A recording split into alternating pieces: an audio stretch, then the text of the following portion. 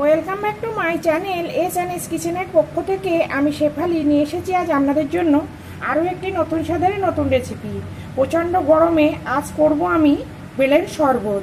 তো বেলের শরবতের জন্য দেখুন আমি কয়েকটা বেল ভালো করে ধুয়ে ভেঙে নিয়েছি। তো ওই বেলটা আমি একটা চামচের সাহায্যে তুলে নেব।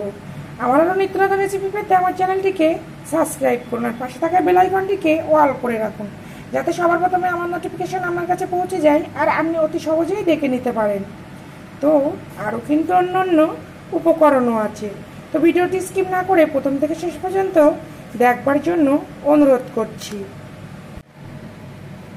দেখুন বেলগুলো সব আমি চামচ দিয়ে তুলে নিয়েছি। তো এবার এখানে দিয়েছি অল্প একটু ঠান্ডা জল, আর একটু জল দিয়ে আমি হাতের সাহায্যে খুব ভালো করে এইভাবে চটকে চটকে এর মধ্যে যে এই দানা তারপরে এই যে এইগুলো আছে এগুলো আমি বেছে ফেলে দেব।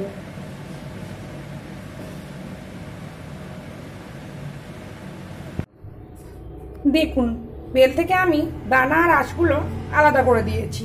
তো এবার এখানে আমি দিয়ে দেব পরিমাণ মতো চিনি।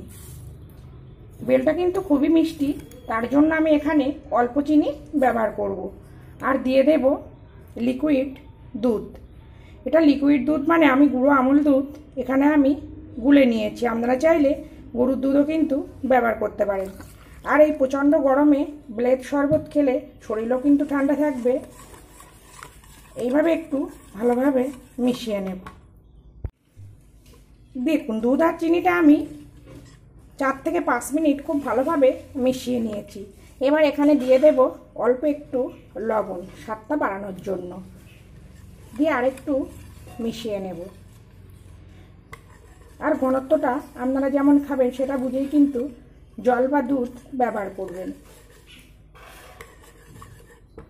এবার একটা পাত্র নেব,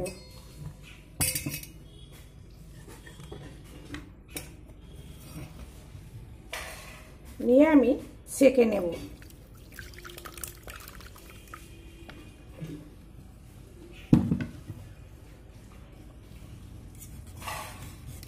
তো ছেঁকে নিয়ে ফিরে আসছি। দেখুন বেলের শরবতটা আমি সেঁকে রেডি করে নিয়েছি। তো এখানে আমি ফ্রিজের ঠান্ডা জল ব্যবহার করেছি বলে এখানে আমি বরফের টুকরো ব্যবহার করছি না। তো আপনারা চাইলে এখানে কিন্তু বরফও ব্যবহার করতে পারেন। দেখুন এরকম ঘনত্ব আমি রেখেছি। এবার পরিবেশন করব। তো পরিবেশন করবার জন্য নিয়ে নেব 2টো গ্লাস।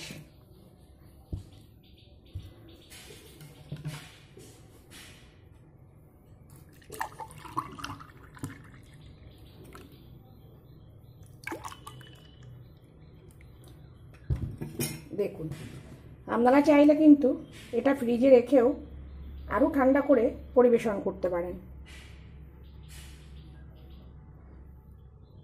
তো আপনারাও এভাবে বাড়িতে বেলের শরবত তৈরি করুন। আশা করছি এই গরমে খুবই ভালো লাগবে। আর যদি ভালো লাগে প্লিজ আমার চ্যানেলটিকে সাবস্ক্রাইব করে পাশে থাকুন আর পাশে থাকা বেল আইকনটিকে অল করে রাখুন, যাতে সবার প্রথমে আমার নোটিফিকেশন আপনার কাছে পৌঁছে যায় আর আপনি অতি সহজেই দেখে নিতে পারেন। দেখুন আমি কিছুটা প্লাস্টিক গ্লাসেও পরিবেশন করব। তো আবার ফিরে আসবো নতুন কোনো রেসিপি নিয়ে।